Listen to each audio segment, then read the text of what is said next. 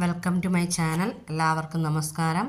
7ാം ക്ലാസ്സിലെ കേരള പാഠാവലിയിലെ രണ്ടാമത്തെ യൂണിറ്റിലെ നീളുമീ യാത്ര തൻ വിസ്മയങ്ങൾ എന്ന യൂണിറ്റിലെ രണ്ടാമത്തെ ചാപ്റ്ററായ നക്ഷത്രം എന്ന പാഠഭാഗത്തിലെ പ്രധാനപ്പെട്ട ചോദ്യങ്ങളും ഉത്തരങ്ങളുമാണ് ഇന്ന് നമ്മളിവിടെ പഠിക്കുന്നത്. നക്ഷത്രം എന്ന കവിത എഴുതിയത് ലളിതാംബിക അന്തർജനം. കവിയത്രിയെക്കുറിച്ച് പറയുകയാണെങ്കിൽ, മലയാളത്തിൽ കവിതാരംഗത്തും കഥാരംഗത്തും ഒന്നുപോലെ കരവിരുത് തെളിയിച്ചിട്ടുള്ള സാഹിത്യകാരിയായിരുന്നു ലളിതാംബിക അന്തർജനം. കൊട്ടാരക്കര താലൂക്കിൽ കോട്ടവട്ടത്ത് തെങ്ങുന്നത്തുമടത്ത് ദാമോദരൻ പോറ്റിയുടെ പുത്രിയായി 1909 മാർച്ച് 30 ജനിച്ചു. പിതാവ് പ്രജാസഭാ മെമ്പറും പണ്ഡിതനും സമുദായ പരിഷ്കർത്താവുമായിരുന്നു. മാതാവ് ചെങ്ങാരപ്പള്ളി നങ്ങയ്യ അന്തർജനം. കേരള നിയമസഭാ സ്പീക്കറും മന്ത്രിയുമായിരുന്ന ഡി ദാമോദരൻ പോറ്റി ഉൾപ്പെടെ 8 സഹോദരന്മാരുടെ ഏക സഹോദരിയായിരുന്നു ലളിതാംബിക അന്തർജനം.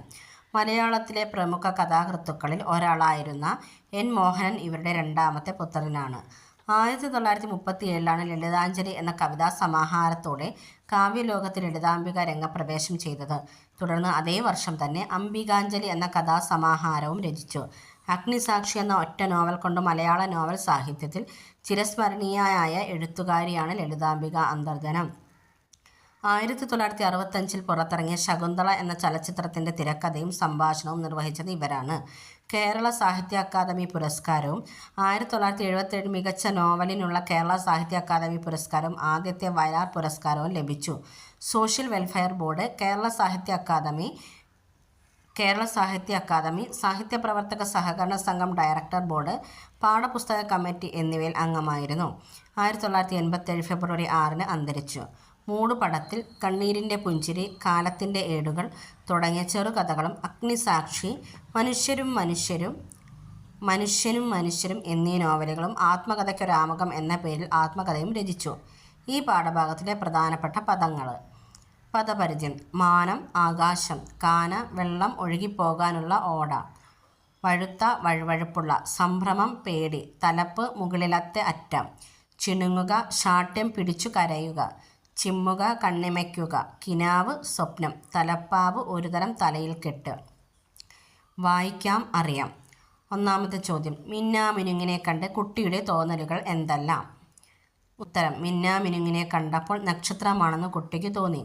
നക്ഷത്രം പറക്കുന്നു, എന്തു രസം എന്ന് കുട്ടി അച്ഛനോട് പറഞ്ഞു. റോസാ ചെടിയുടെ മുകളിൽ ഇരുന്നു മിന്നുന്ന മിന്നാമിനുങ്ങിനെ കണ്ടപ്പോൾ അത് അമ്മയുടെ കാതിലെ കമ്മൽ പോലെയും തോന്നി. നക്ഷത്രമായും അമ്മയുടെ കമ്മലായും കുട്ടി കരുതിയത് മിന്നാമിനുങ്ങിനെയാണ്. അടുത്ത ചോദ്യം: കമ്മലിനേക്കാളും നക്ഷത്രത്തെക്കാളും കൂടുതൽ തിളങ്ങുന്നതായി കുട്ടിക്ക് അനുഭവപ്പെടുന്നത് എന്ത്? ഉത്തരം: കമ്മലിനേക്കാളും നക്ഷത്രത്തെക്കാളും കൂടുതൽ തിളങ്ങുന്നതായി കുട്ടിക്ക് അനുഭവപ്പെട്ടത് അമ്മയുടെ കണ്ണുകളാണ്. അമ്മ ഉമ്മ വെച്ചപ്പോൾ കറുത്ത കൺപീലികൾക്കിടയിലുള്ള മിനുങ്ങുന്ന അമ്മയുടെ കണ്ണുകൾ കണ്ടതാണ് അവന് ഓർമ്മ വന്നത്. അടുത്തത്: സമാന പദങ്ങൾ കണ്ടെത്താം. അടിവരയിട്ട പദങ്ങൾക്ക് സമാന അർത്ഥമുള്ള പദങ്ങൾ പാഠഭാഗത്തുനിന്ന് കണ്ടെത്തി എഴുതുക. സ്വപ്നത്തിൻ്റെ പക്ഷങ്ങൾ വീശി വീശി അവൻ ഉയർന്നു. തൈജസ കീടത്തിൻ്റെയും പുഷ്പങ്ങളുടെയും നാട്ടിൽ നിന്ന് താരകങ്ങളുടെയും മാരിവില്ലിൻ്റെയും ഉലകത്തിലേക്ക് കടന്നു. ഉത്തരം: സ്വപ്നത്തിൻ്റെ പക്ഷങ്ങൾ വീശി വീശി അവൻ ഉയർന്നു. കിനാവിൻ്റെ ചിറകുകൾ വീശി വീശി അവൻ ഉയർന്നു. തൈജസ കീടത്തിൻ്റെയും പുഷ്പങ്ങളുടെയും നാട്ടിൽ നിന്ന് മിന്നാമിനുങ്ങിൻ്റെയും പൂക്കളുടെയും നാട്ടിൽ നിന്ന്. താരകങ്ങളുടെയും മാരിവില്ലിൻ്റെയും ഉലകത്തിലേക്ക് കടന്നു. നക്ഷത്രങ്ങളുടെയും മഴവില്ലിൻ്റെയും ലോകത്തിലേക്ക് കടന്നു. കൂടുതൽ പദങ്ങൾ പാഠഭാഗത്തുനിന്ന് പട്ടികപ്പെടുത്തി അതിന് സമാനാർത്ഥമുള്ള പദങ്ങൾ എഴുതുമല്ലോ. മാനം, ആകാശം. പ്രാണി, ജീവി. മൃദുലമായ മയമുള്ള. നക്ഷത്രം, താരകം. പുഞ്ചിരി, സ്മിതം. അമ്പിളി, ചന്ദ്രൻ. ദുഃഖം, സങ്കടം. ഉറക്കം, നിദ്ര. കണ്ണ്, അക്ഷി. മുഖം, വദനം. അമ്മ, ജനനി. പൂവ്, സൂനം. തല, ശിരസ്. അടുത്തത്: വായിക്കാം, എഴുതാം. ക്വസ്റ്റ്യൻ: കിനാവിൻ്റെ ചിറകുകൾ വീശി വീശി അവൻ ഉയർന്നു. ഈ വാക്യം സൂചിപ്പിക്കുന്ന ആശയമെന്ത്? ഉത്തരം: പക്ഷികൾ ചിറക് വീശിയാണ് പറക്കുന്നത്. ചിറകുകളില്ലാത്ത മനുഷ്യർ കിനാവിൻ്റെ ചിറകിലേറിയാണ് പറക്കുന്നത്.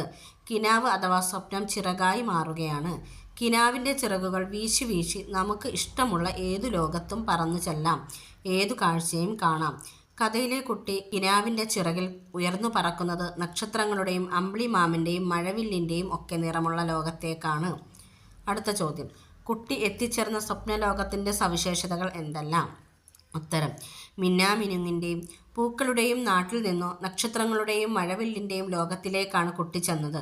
അമ്മയുടെ നീല പട്ടുസാരി നിവർത്തി വിരിച്ചതുപോലെയാണ് ആകാശം. അവിടെ നരച്ച താടിയും ചിരിച്ച മുഖവുമുള്ള അമ്പിളി അമ്മാവൻ അരിമണികൾ എണ്ണിപ്പെറുക്കുന്നു.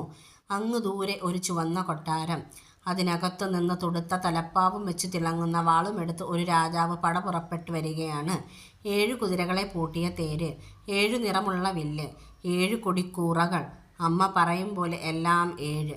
കഥകളിയിലെ ചുവന്ന താടിയുടെ വേഷം പോലെ. ഇതൊക്കെയായിരുന്നു കുട്ടി എത്തിച്ചേർന്ന സ്വപ്നലോകത്തിൻ്റെ സവിശേഷതകൾ. അടുത്ത ചോദ്യം: സ്വപ്നലോകത്തെത്തിയ കുട്ടിക്ക് ചിരി വന്നത് എന്തുകൊണ്ടാവാം? ഉത്തരം: കുട്ടിയുടെ സ്വപ്നത്തിൽ അമ്മ കടന്നു വരുന്നു. പേടിച്ചു പനി പിടിച്ചപ്പോൾ മരുന്ന് കുത്തിവെച്ചതും കയ്പ് കഷായം കുടിച്ചതും അവൻ ഓർത്തു. കരയുന്ന തന്നെ അമ്മ മാറോട് ചേർത്ത് മുടിയിൽ തലോടി ഉമ്മ വയ്ക്കും. ആ ഉമ്മയ്ക്ക് വലിയ മധുരമായിരുന്നു. നെറ്റിക്ക് നല്ല മിനുസം. കറുത്ത മുടികൾക്കിടയിൽ മിനുങ്ങുന്ന കമ്മൽ. നക്ഷത്രമാണോ അമ്മയുടെ കമ്മലാണോ കൂടുതൽ മിനുങ്ങുന്നത് എന്ന് കുട്ടിക്ക് സംശയം തോന്നി. കമലിനേക്കാളും നക്ഷത്രത്തെക്കാളും തിളങ്ങുന്നത് അമ്മയുടെ കണ്ണുകളാണെന്ന തിരിച്ചറിവ് കുട്ടിക്കുണ്ടാകുന്നു. ആ കണ്ണുകളുടെ അരികിൽ നിന്നാണല്ലോ താൻ നക്ഷത്രത്തെ തേടിപ്പോന്നതെന്നോർത്തപ്പോൾ അവന് ചിരി വന്നു. അമ്മയെക്കുറിച്ചുള്ള മധുരസ്മരണകളായിരിക്കാം കുട്ടിയെ ചിരിപ്പിക്കാൻ പ്രേരിപ്പിച്ചത്. അടുത്തത്: ചർച്ചാക്കുറിപ്പ് തയ്യാറാക്കാം. ചോദ്യം: നക്ഷത്രങ്ങളുടെ ലോകത്തെവിടെയും അമ്മയെവിടെ? തൻ്റെ അമ്മ ആയിരുന്നു കുട്ടിയുടെ ചിന്ത. കുട്ടിയുടെ ഈ ചിന്തയിൽ പ്രകടമാകുന്നത് എന്ത്? ചർച്ച ചെയ്ത് കുറിപ്പ് തയ്യാറാക്കുക.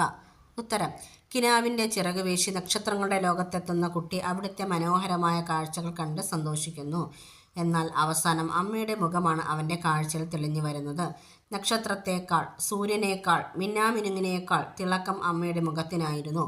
മനോഹരമായ ആ കാഴ്ചകൾക്കിടയിലും കുട്ടി അന്വേഷിച്ചത് അമ്മയുടെ മുഖമാണ്.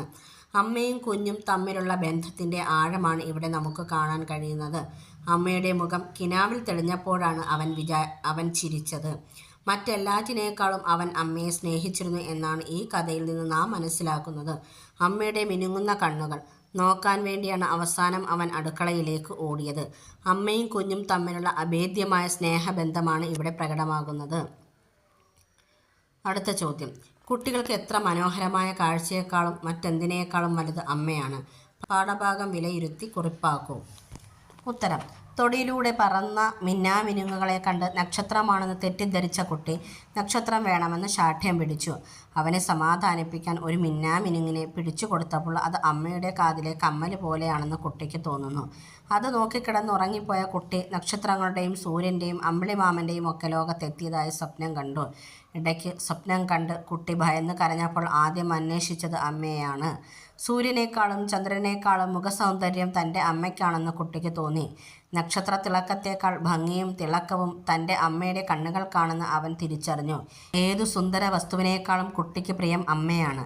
അതുകൊണ്ടാണ് ഉറക്കമുണർന്നയുടൻ അവൻ അമ്മയെ തിരക്കി അടുക്കളയിലേക്ക് ഓടിയത്. കുഞ്ഞുങ്ങൾ എന്തിനും ഏതിനും ആദ്യം ഓടിയെത്തുന്നത് അമ്മയുടെ അരികിലേക്കാണ്. അവർക്ക് വേണ്ട അറിവുകളും സ്നേഹവും കരുതലും എല്ലാം അവിടെ നിന്ന് ലഭിക്കും എന്ന വിശ്വാസത്തിലാണ് അവർ ഓടിയെത്തുന്നത്. ഇടരൂപങ്ങൾ തിരിച്ചറിയാം. ഇരുട്ട് നക്ഷത്രങ്ങൾ തെളിഞ്ഞിരുന്നു ഇൽ. ഉത്തരം: ഇരുട്ടിൽ നക്ഷത്രങ്ങൾ തെളിഞ്ഞിരുന്നു. കിനാവ് ചിറകുകൾ വീശി വീശി ഇൻ്റെ. കിനാവിൻ്റെ ചിറകുകൾ വീശി വീശി. അച്ഛൻ കുട്ടി പറഞ്ഞു. അച്ഛനോട് കുട്ടി പറഞ്ഞു. റോസാച്ചെടി തലപ്പിൽ ചെന്നിരുന്നു. റോസാച്ചെടിയുടെ തലപ്പിൽ ചെന്നിരുന്നു. കുട്ടി ബോധ്യമായില്ല. കുട്ടിക്ക് ബോധ്യമായില്ല. അമ്മ നീല പട്ടുസാരി നിവർത്തി വിരിച്ചതുപോലെ ഉണ്ട് ആകാശം. അമ്മയുടെ നീല പട്ടുസാരി നിവർത്തി വിരിച്ചതുപോലെ ഉണ്ട് ആകാശം. അടുത്ത ചോദ്യം: ഇടരൂപങ്ങൾ ചേർത്തും ചേർക്കാതെയും പറയുമ്പോൾ വാക്യങ്ങളിൽ വരുന്ന വ്യത്യാസം എന്ത്? ചർച്ച ചെയ്യുക. ഇടരൂപങ്ങൾ അല്ലെങ്കിൽ വിഭക്തി പ്രത്യയങ്ങൾ ചേർത്തു പറയുമ്പോഴും എഴുതുമ്പോഴുമാണ് അർത്ഥം വ്യക്തമാകുന്നത്. അതാണ് മലയാളത്തിൻ്റെ വ്യാകരണ നിയമം. അടുത്ത ചോദ്യം: ഇടരൂപങ്ങൾ ചേർന്ന് വരുന്ന കൂടുതൽ പദങ്ങൾ എഴുതുക. ഇരുട്ട് പ്ലസ് ഇൽ ഇരുട്ടിൽ. കിനാവ് പ്ലസ് ഇൻ്റെ കിനാവിൻ്റെ. അച്ഛൻ പ്ലസ് ഓട് അച്ഛനോട്. റോസാച്ചെടി പ്ലസ് ഉടെ റോസാച്ചെടിയുടെ. കുട്ടി പ്ലസ് ക്ക് കുട്ടിക്ക്. നക്ഷത്രം പ്ലസ് എ നക്ഷത്രത്തെ. അടുത്തത് കഥ എഴുതാം. നക്ഷത്രം എന്ന കഥയിലെ കുട്ടിയുടെ സ്വപ്നയാത്ര വായിച്ചല്ലോ. നിങ്ങൾക്കും സങ്കല്പയാത്രകൾ നടത്താം. നിങ്ങളുടെ സങ്കല്പയാത്ര കഥയുമായി കഥയായി എഴുതുക. എഴുതിയ കഥ ഗ്രൂപ്പിൽ വായിച്ച് മെച്ചപ്പെടുത്തുക. അടുത്തത് പദം പിരിക്കാം. ചിണുങ്ങിത്തുടങ്ങി, ചിണുങ്ങി പ്ലസ് തുടങ്ങി. മിന്നുകയല്ലാതെ, മിന്നുക പ്ലസ് അല്ലാതെ. വെള്ളപ്പൊട്ട്, വെള്ള പ്ലസ് പൊട്ട്. മൂളിപ്പറക്കുന്നു, മൂളി അധികം പറക്കുന്നു. എണ്ണിപ്പെറുക്കുക, എണ്ണി അധികം പെറുക്കുക. കൊടിക്കൂറ, കൊടി പ്ലസ് കൂറ. വിങ്ങിക്കരയുക, വിങ്ങി പ്ലസ് കരയുക. കുത്തി ഇറക്കുക, കുത്തി പ്ലസ് ഇറക്കുക. മുഖത്തെ ഉത്തരം മുഖം പ്ലസ് എ. പകരം പദങ്ങൾ. നക്ഷത്രം ഉത്തരം താരം, താരകം, ഉടു, മിന്നാമിനുങ്ങ്, നിശാമണി, തൈജസകീടം, പ്രഭാകീടം. ഇല പത്രം, ദലം, പരണം. കുട്ടി അർഭകൻ, ശിശുബോധം. അച്ഛൻ പിതാവ്, താതൻ, ജനകൻ. ചിറക് പക്ഷം, പത്രം, ഛതം. ആകാശം വാനം, നഭസ്, വിഹായസ്. മഴവില്ല് രോഹിതം, ഇന്ദ്രചാപം, ശുക്രധനുസ്. അമ്പിളി ചന്ദ്രൻ, മതി, പനിമതി. രാജാവ് അരജൻ, നൃപൻ, ഭൂപതി. കണ്ണ് അക്ഷി, നയനം, നേത്രം. സൂര്യൻ ആദിത്യൻ, ദിനകരൻ, ദിവാകരൻ. മാറ്റി എഴുതാം. വെള്ളപ്പൊട്ട്, വെള്ള നിറമുള്ള പൊട്ട്. നക്ഷത്ര കണ്ണുകൾ, നക്ഷത്രം പോലുള്ള കണ്ണുകൾ. നീല പട്ടുസാരി, നീല നിറമുള്ള പട്ടുസാരി.